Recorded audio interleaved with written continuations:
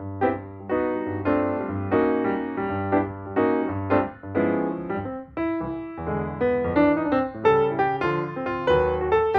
everyone, and welcome to the latest edition of Isolation Interviews.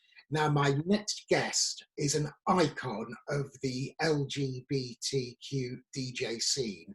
She's been at the top of her game for about 30 years, having DJ'd in some of the most iconic LGBT venues out there. She's got a brand new radio show on a brand new radio station. So let's not mess about anymore and just give a massive Out News Global welcome to the totally banging Tor. Hello. Hey Rob, how's it going? Yeah, absolutely. Do you remember, actually, I was going to mention it, you actually DJ'd at my 40th birthday party. Yes, I do remember that party very well. Good, wasn't it? Oh, yes. I think you were dressed in drag, weren't you? Absolutely, that is an absolute scandalous calumny. The annoying thing is that I've got sort of old and bald and fat since then, and you look exactly the same. I think I use a better face moisturiser than you, Rob. That's possible, that's possible. So let's kick off with my standard first question. How has lockdown been for you? It's been up and down, like it has for most people. You know, at the beginning, I had a bit of a wobble. You know, just because, you know, my job that I do in the real life is all about the office, and suddenly I was out of the office. But overall, it's actually been quite good, I'd say, positive, because it's made me have the time to sit and think about myself and think about all those things you spend all that time trying not to think about. So overall, I reckon it's been good, really. Yeah, I mean, I've done more than 50 of these interviews since lockdown, and that answer is actually the most common answer, and I agree with it myself. It has sort of it's enforced taking stock of your life. We've all had to jump off the treadmill and work out what's important and what's not. And what's important to you, I know, is music. So tell us about this new radio station you're on. So the new radio station is a Brighton radio station called Decadance. It's the brainchild of a gentleman called Anthony Nichols, who used to work for Kiss FM, who's worked for, you know, quite a big few radio stations. And his sidekick is a chap called Tony Button, who I don't know if any of you ever used to go to Dr. Brighton's, but he used to be one of the amazing DJs at Dr. Brighton's with Charles. Wow. So it's launched this week, and it's going to be something different, not the same old, same old. Yeah, and when are you on?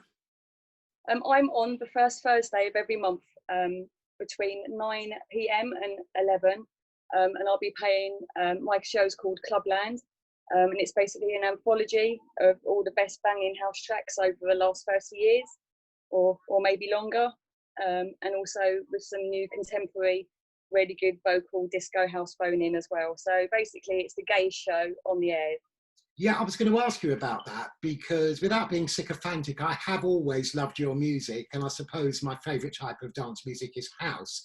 But I think it got to about the millennium, and then my interest kind of didn't carry on. So all the stuff I listen to probably dates back to the 90s, maybe the early 2000s. So what recommendations to an old git like me who wants to reacquaint himself with house music? Well, obviously I would check out anything on Glitterbox Radio. That's always a good one if you like a bit of disco. And there's some really good Studio 54 compilations out as well, because, you know, if there ever was a time in my life where I wish I was alive, I wish I'd had the chance to go to Studio 54. But, you know, I missed it by 15 years. Yeah, I know. I could have had my medallion on, my hairy chest buttoned down to my waist, my groovy disco stew flares, you on my arm. It would have been a dream, Victoria. We would have been on the white horse, Rob, me and you. Okay. But, you know, I'm different. I'm different to most DJs. You know, I grew up, you know, working in the music business. I worked for Elvis Costello for 5 years. And that opened up my mind to an immense amount of music. You know, I never thought I'd be working for an old punk for 5 years. Yeah. But it also gave me like a stepping stone to like stuff like Parliament and Funkadelic and Sly Stone. And also we were the first ones to sign up the Shaman as well. So, you know, I love music. I can say that music saved my life, because if it wasn't for my mum saying to me, go and do something that you love, I probably would have ended up in jail. Yeah, which is not a good look. Mind you, I reckon you would have been like the kind of big queen, the big noise of D-Wing. You'd probably done well out of it, actually. Nah, I would have been like Ray Winstone. I'm the daddy now. That's how I would have been. Yeah, this is getting a bit X-certificate. Turn it, kids, skip to the next one. Skip to Rose and Rosie. Now, you used to gig a lot of the top clubs up here in London and elsewhere. But even before the pandemic, you know, the gay scene has been, I think it's fair to say it's been decimated. You know, venues have been closing and closing and closing. And one of the reasons for that is acceptance. You know this because we've known each other a long time. If I used to, like, 20 years ago, go out with a group of gay boys, we would always go up to Soho or to the Black Cat. Now we just go to local. Yes. There's more acceptance. So do you think that despite the fact that it's upsetting to see your favourite venues close, that it is actually a positive? Where do you stand on that? Well, you know, I always knew that one day we'd have full integration with the straight scene. You know, I grew up in the gay scene in the 90s, and, you know, it was completely different to what it was now. The only thing that we had online was Gaydar Girls, you know, and I think there's been like three elements that have really hit the gay scene. I think it's been the advent of online dating and online hookups.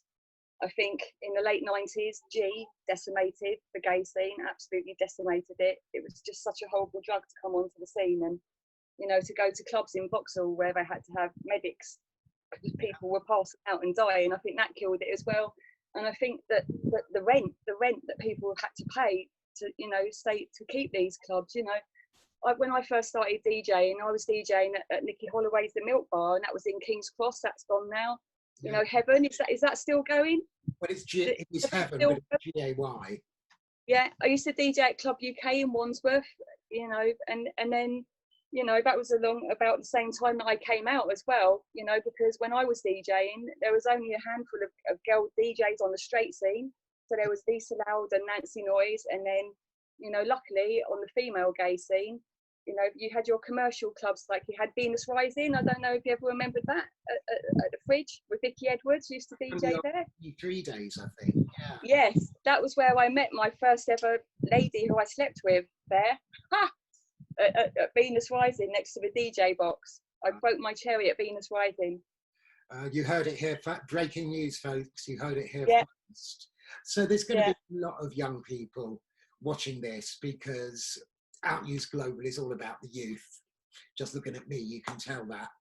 Who fancy, that's not meant to be funny, actually, who fancy trying their hands on the decks. Now, as we've just established, there are fewer venues out there. So for young people wanting to follow in your eminent footsteps, what advice have you got?